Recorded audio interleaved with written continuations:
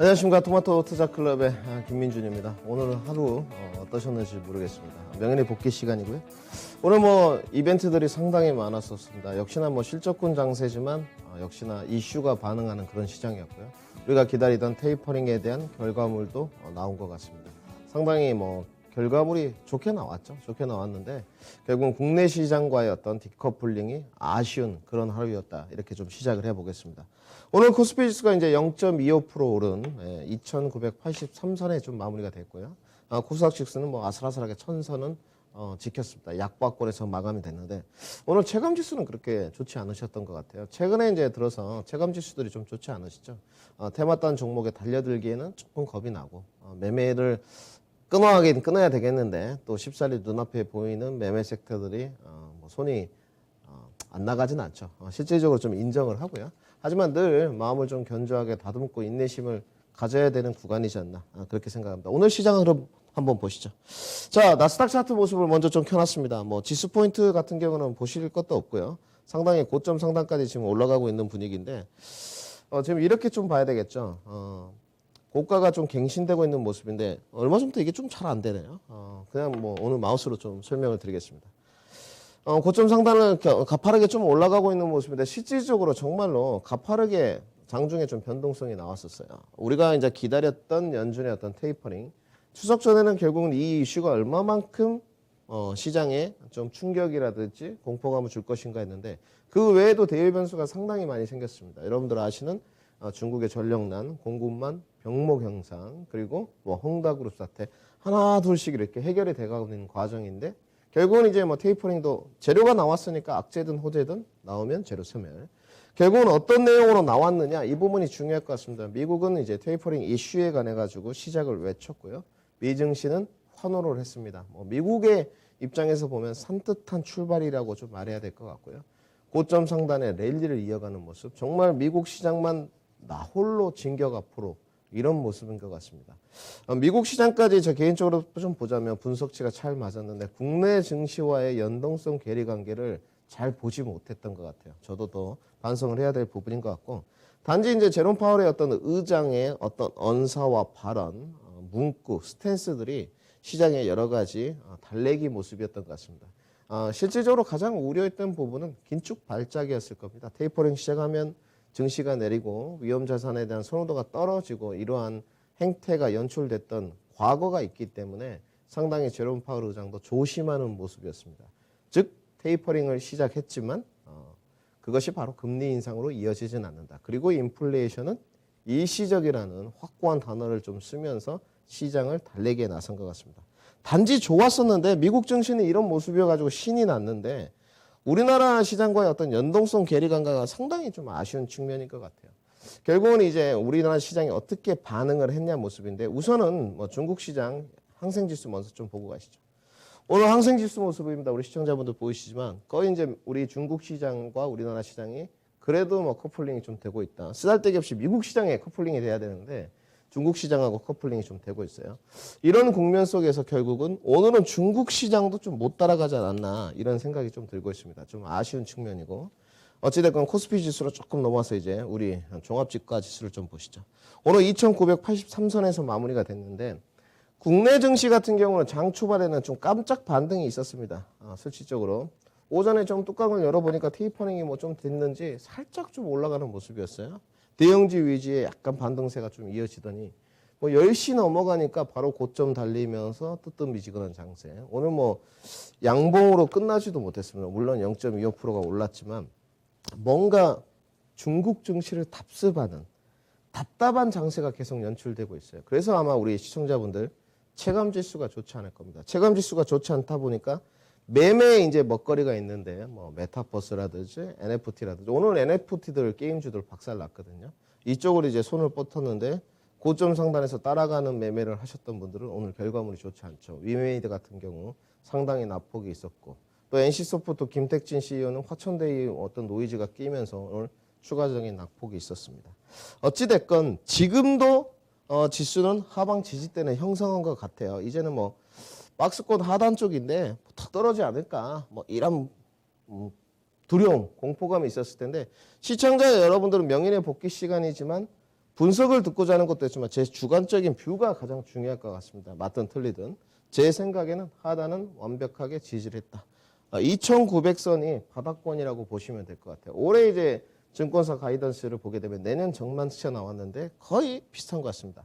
하단 부분이 2850선에서 2900선.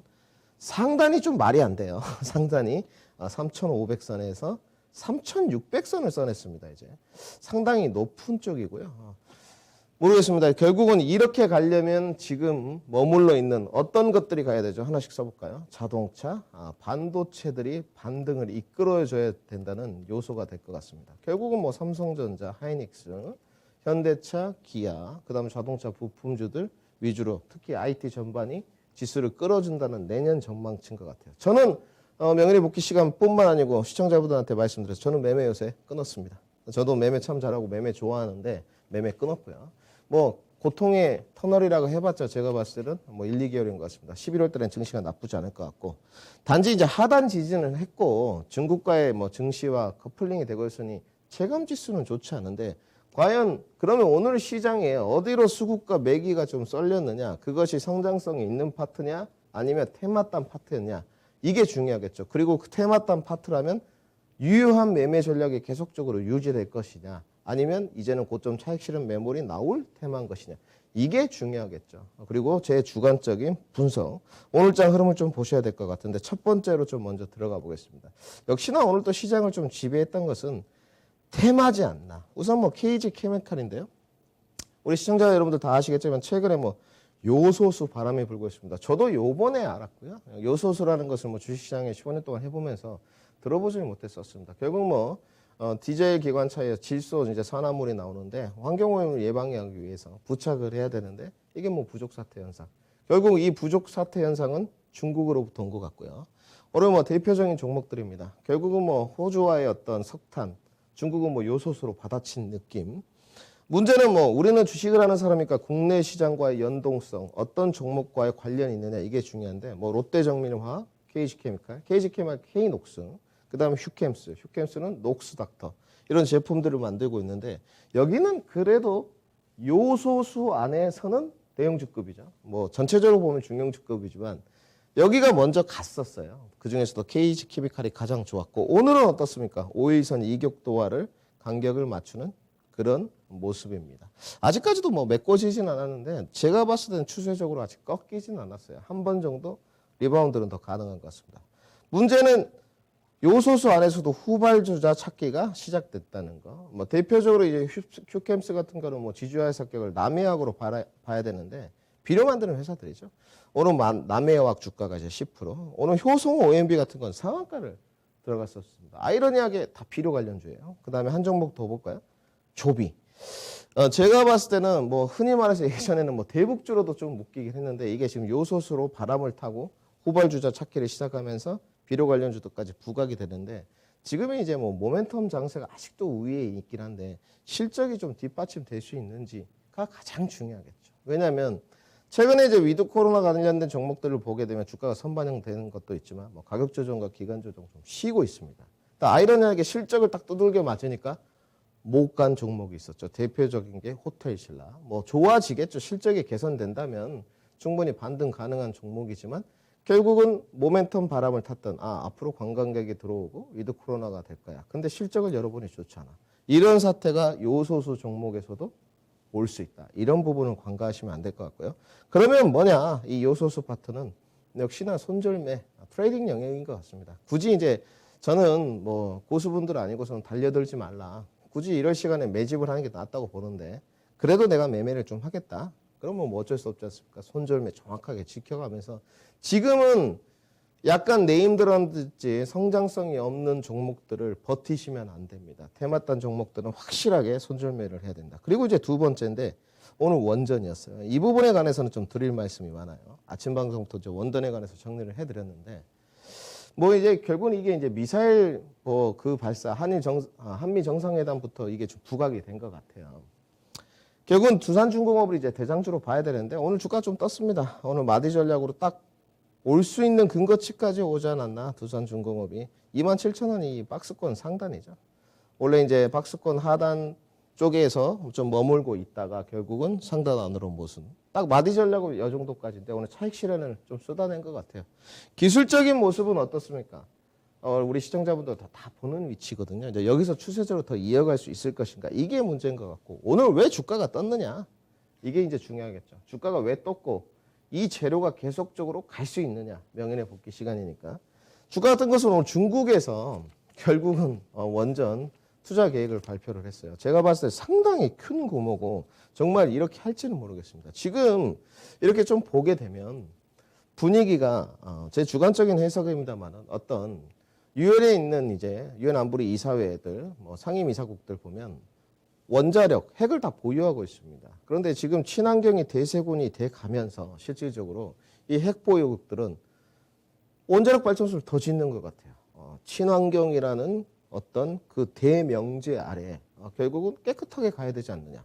원자력 발전소 짓겠다. 글로벌 어떤 시황의 흐름인 것 같습니다. 우리나라에서 원전이 부각됐던 게 어떤 대선 테마라든지 원전 정책적 이슈가 나온 것은 아직 없습니다. 그냥 뉴스플로우 정도, 뭐 신고리 원전이라든지 가동한 걸 잘했다, 가동 중지한 건 잘못했다 이런 정도지.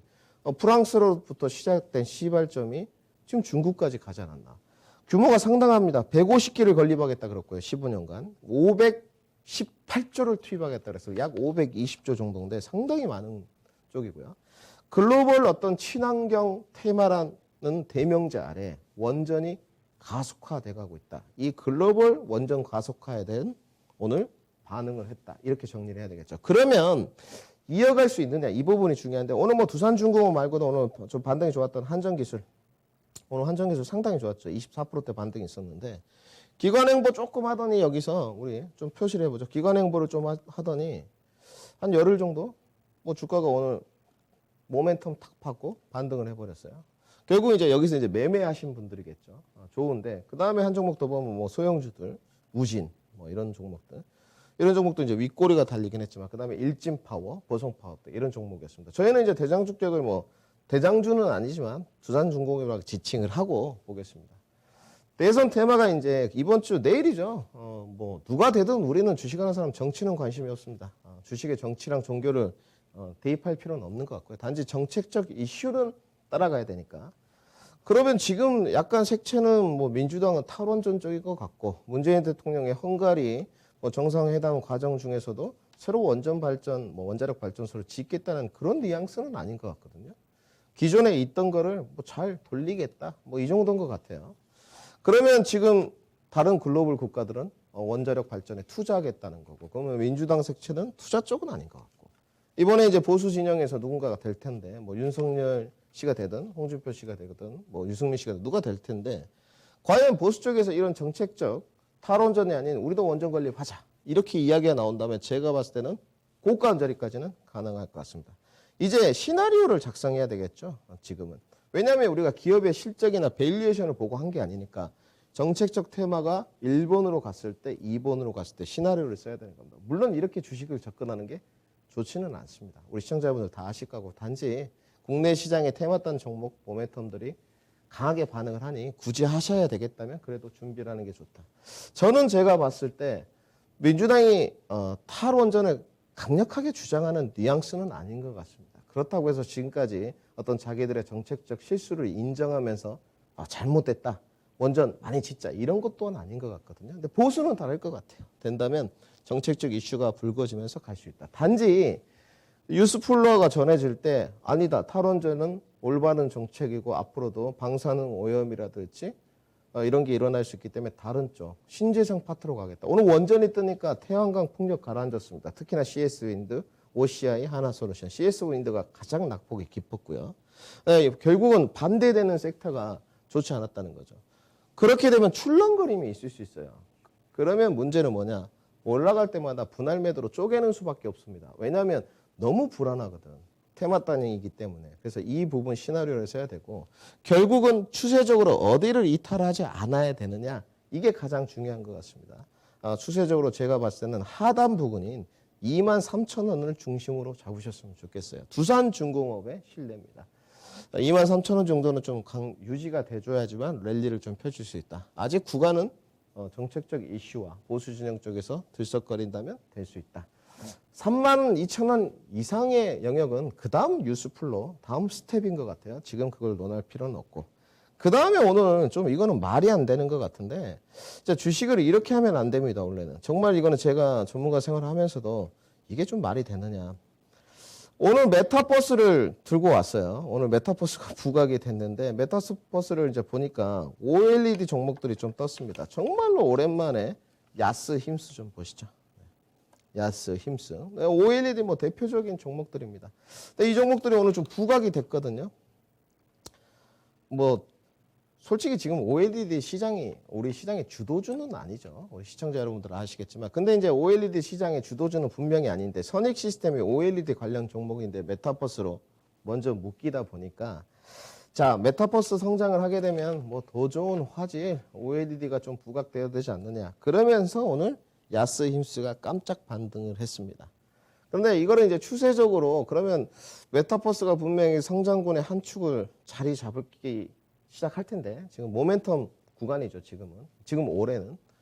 그러면 OLED는 메타버스 관련된 뭐 다른 종목들, 맥스트라든지 자이언트 스텝보다는 실적이 조금 낮단 말이죠.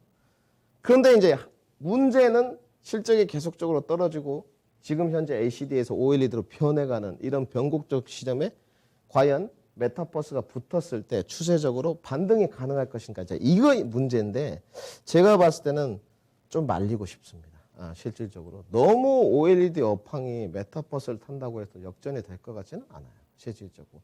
오히려 다른 OLED의 수요처가 발생했을 때 가능할 것 같고, 그러니까 기대 수익률이 높지 않은데 자칫 잘못하면 실적이 좋지 않다면서 밑으로 하방 압력은 가중될 수 있다. 이렇게 정리를 좀 해야 되겠습니다. 지금 솔직히 주가는 싸요. 어느 대한민국 전문가가 보더라도 야스 힘쓰는 사는데 굳이 지금 뭐 하향 산업까지는 아니지만 아직도 바닥권이고 실적이라든지 이런 것들이 증명이 안 되는데 메타버스를 붙여서 도전해 볼 필요는 없는 것 같습니다. 오히려 지금 현재 구간으로서는 원전보다 못한 것 같아요. 자, 오늘 여기까지 좋았고, 그 다음에 이제 실적군 장세니까 우리가 한 종목 더 봐야 되겠죠. 오랜만에 그래도 종목다운 종목, 네이버 카카오. 오늘 카카오 실적이 나왔습니다. 오늘 좋았고요. 분위기 좀 탔습니다. 간만에. 카카오 주주분들 상당히 고생 많았고, 주가가 뭐 계속적으로 하락세였죠. 뭐 끝도 없는 하락세. 11만 원까지 내려갔고요. 뭐 김범수 의장이 국감장에도 좀 불려나가고 잘해보겠다. 상생한 발표하겠다. 골목상권 침해 안 하겠다. 그런데도 반응이 없었어요. 뭐 주가는 정말 14만 원 지지될 줄 알았더니 또 지하 10층이 아니고 20층까지 11만 원까지 내려가고, 지나고 나서 보니 11만 원이 어찌됐건 바닥권은 된 것 같고, 뚜껑 열어보니 실적은 좋았고, 이렇게 표현해야 되겠죠. 역대 실적이 나왔습니다. 3분기. 매출이 1조 7천억 원, 약 YOY 58% 증가. 확실히 성장성은 있어요. 영업이익이 1681억, 좀 더 됩니다. YOY가 39%. 확실히 증명은 해냈어요. 약진을 기록했던 파트를 봤더니 역시나 웹툰. 요즘에 뭐 지금 컨텐츠 종목도 다 기반이 여러분들 모르시겠지만 지리산 뭐 등등 전부 다 웹툰 기반입니다. 뭐 유미의 땡땡 뭐 드라마 이런 것도 다 웹툰 기반이고요. 여기서 좀 약진을 했더라고요. 단지 이제 카카오에 대해 내수 비중이 좀 높기 때문에 이 부분을 해결책을 해야 되고, 결국은 쌍두마차는 네이버, 카카오인데 뭐 네이버가 조금 더 평이 낮다는 중론입니다. 저 또한 주관적으로 제 주관이 시청자 여러분들에게 가장 전달되는 게 중요하니까 카카오보다는 네이버가 좀 더 낫지 않나. 단지 두 종목 다 밸류에이션은 상당히 부담스럽습니다. 단지 성장성이 가속화되고 있으니 가격 조정과 기간 조정을 받았는데 프리미엄을 어디까지 다시 한번 주고 리바운드가 어디까지 가능할 것인가. 역시나 실적으로 화답을 했다. 이렇게 봐야 될 것 같습니다. 오늘 전체적으로 코스피의 수급은 1,300억이 넘어가는 카카오 순매수가 돋보였습니다. 카카오, 네이버, SDI. 밑에 종목들 좀 더 내려가니까 오히려 삼성전자, 하이닉스는 수급이 그렇게 녹록치는 않았었어요. 오늘 언택트 강세, 장세. 그리고 뭐 2차전지 소재주들 뭐 저가 밤등 정도. 그 중에서도 전해질 쪽은 좋지 않았었습니다. 오늘 뭐 전고체 이야기가 나와서 그런지 미국 쪽에서 뭐 전고체 이야기는 나중에 이제 해드릴 텐데, 전고체 시장에 벌써 도래하진 않을 텐데 가장 타격이 있을 쪽은 전해질과 분림하게 되겠죠. 그쪽은 좀 좋지 않았는데 결국은 이제 우리 시청자 여러분들 성향인 것 같아요. 그러면 오늘 종목이 흘러간 걸 딱 보니까 요소수, 그리고 메타버스, 뭐 OLED, 거기다가 원전 다 테마죠. 지금 뭐 대선 테마가 됐든 정책 테마가 됐든 뭐 메타버스가 됐든 거기에다가 네이버 카카오는 실적. 자, 성향이 다 달릴 것 같아요. 우리는 인정하고 가죠. 뭐 장기 투자가 답이냐, 단기 투자가 답이냐. 그거는 없습니다. 네, 그거는 없어요. 단지 이제 성향의 차이고 본인이 잘한 걸 하면 되는데, 자, 네이버 카카오 하면서 뭐 매매는 아니시겠죠. 투자 관점으로 좀 끌고 가보겠다. 저는 정말로 놀라운 게 상담을 받으면서 네이버를 8만 원부터 지금까지 보유하신 분도 봤습니다. 실질적으로 400 몇 프로 수익이 나 계시더라고요. 대단하신 거죠. 그러니까 아무나 장기 투자하는 거 아닙니다. 아무나 존버하는 것도 아니고 뭐 좀 비속어를 썼습니다만은 버티는 매매죠. 그리고 이제 매매 관점이 또 잘못된 거냐? 저는 그렇게 보지도 않습니다. 단지 지금 매매 종목을 하기에는 장중 변동성이 상당합니다. 좀 어렵죠. 그래서 이제 결국은 명인들을 해야 하는데 저는 이렇게 좀 정리를 해야 될 것 같아요. 지금 악재적인 요소는 글로벌 시황적으로 보면 하나둘씩 정리가 돼 갑니다. 테이퍼링 재배로도 이제 소멸을 했고, 단지 이제 미증시와의 디커플링이 좀 아쉬운 단계인데 11월은 나쁘지 않을 것 같아요. 저는 개인적으로 10월부터 좀 좋을 줄 알았는데 제가 생각하지 못했던 중국의 전력난이 터졌고 헝다그룹 사태가 터졌었습니다. 그러면서 딜레이 한 달. 테이퍼링 이슈가 나오면서 11월은 그래도 나쁘지 않을 것 같아요. 그런다고 해서 주가가 많이 올라갈 수 있을 것이냐? 저는 그렇게 보지는 않습니다. 연말까지 상승표는 여전히 중심선 언저리인 3080선에서 3100선 정도인 것 같고요. 내년의 전망치는 저도 3500, 600을 봤지만 그것까지도 좀 보지 않고 있습니다. 많이 가면 고점 언저리인 3300선 정도 트라이를 하지 않을까. 그러면 결국은 우리나라 시장이 중국과 커플링이 많이 되고 오고 있는데 어떤 국면이냐. 중국이야 자원 수입국 신흥국 시장은 약세 국면이다. 당분간 이것이 해결되지는 않을 거예요. 어쩔 수가 없습니다. 중국의 전력난 문제라든지 공급망 병목 현상이라든지. 제가 오늘 주관적으로 느끼는 분석치는 중국이 전력난을 원전으로 해결하고자 하는 스탠스를 오늘 좀 보여줬구나. 이렇게 느껴졌거든요. 그러면 공급망 병목 해소까지는 좀 시간이 필요할 것 같습니다. 내년 상반기 정도. 당분간은 그래서 모멘텀 장세가 좀 지속되지 않겠냐. 정리를 좀 해야 되겠죠. 명인의 복귀 시간이니까. 모멘텀이 유효한 시장이 좀 될 것 같고요. 단지 이슈를 쫓아가는 내동 매매는 분명히 자제해야 됩니다. 오늘 위메이드를 보면 알 수 있어요. NFT가 게임에서 지배구조를 좀 가져갔는데 NC소프트는 오늘 뭐 김택진 CEO의 개별적인 좀 문제였던 것 같고요. 노이즈가 좀 끼었고요. 화천대유 사건이 좀 있었거든요. 뉴스플로우를 통해서 전해지면 보실 수가 있을 겁니다. 오늘 위메이드 종목을 좀 봤는데 오늘 고점 상단에 차익 실현 메모리라고 좀 봐야 되겠죠. 오늘 상당히 많이 빠졌습니다. 이거는 고점 차익 실현 부분은 시그널입니다. 내일도 더 빠질 공산이 좀 크고요. 리바운드 과정을 이용해서 매매를 하면 안 되는 구간에 돌입을 했어요. 그래서 내동 매매를 했을 때 실패 확률이 좀 높다. 그래서 좀 자제를 하는 게 좋겠고, 단지 지수를 보니 하방 지지대는 좀 견조하다. 2900선, 저희 김민준의 주관적인 표고요. 중심선은 어디냐? 3000선의 등락 과정, 작게는 박스권을 보시면 될 것 같아요. 크게는 3300선부터 2900선까지 이어지는 박스권 장세인데, 좁은 장세 속에서는 2900선부터 3080선 안에 등락 장세다. 이렇게 보시면 될 것 같습니다. 그러면 매매하는 사람들은 어떻게 해야 되냐? 3000포인트를 기준으로 놓고 밑에 내려왔을 때는 매수를 하고 3000선이 좀 넘어가면 매도를 하는 박스권, 저점 매수, 고점 매도를 하시면 될 것 같고요. 투자하신 분들은 이제 어느 쪽으로 가야 되냐? 저는 뭐 손도 느리고 자신도 없습니다. 매매가. 저도 최근에 매매 끊었고 저는 연말까지는 매매를 할 생각이 없습니다. 그렇기 때문에 어디를 그러면 공략 잘해야 되느냐? 숲을 봐야 되겠죠. 역시나 해답은 반도체, 그리고 자동차 중에서도 완성차 업체들, 뭐 현대차, 기아, 그 다음에 뭐 만도까지 완성차 업체들. 그 다음에 지금 저점 부근에서 바닥권에서 헤매고 있는, 다음 주부터 상당히 제약바의 학회가 많습니다. 안과학회, 심장학회, 알츠하이머 한꺼번에 있어요. 한 주에. 이런 제약바이오 저점 구간을 공략하는, 그리고 영원한 지금은 숙제인 대명제, 친환경 매집 전략이 좀 유효하다. 단지 친환경에 2차전지 소재 파트는 조금 조심을 하시고요. 눌림목 구간이 나오긴 하는데 좀 모아 가시든 긴 관점으로 아예 가시든 아니면 친환경 쪽에서 다른 파트, 제가 요즘에 주장하고 있는 수소 파트로 조금 포커싱을 해보자. 이렇게 정리하겠습니다. 자, 오늘 명인들의 복귀 시간은 여기까지고요. 명인들의 복귀 시간이 끝나고 교육 준비했습니다. 우주항공 산업부터 우주항공 산업이 지금 좋지는 않지만 교육을 3강 동안에 열심히 준비했기 때문에 오셔가지고 교육받고 시간이 남는 다음에 좀 커뮤니케이션을 해보는 시간으로 갖도록 하겠습니다. 자, 토마토 투자클럽의 김민준이었습니다. 이하 공개방송에서 뵙도록 하겠습니다.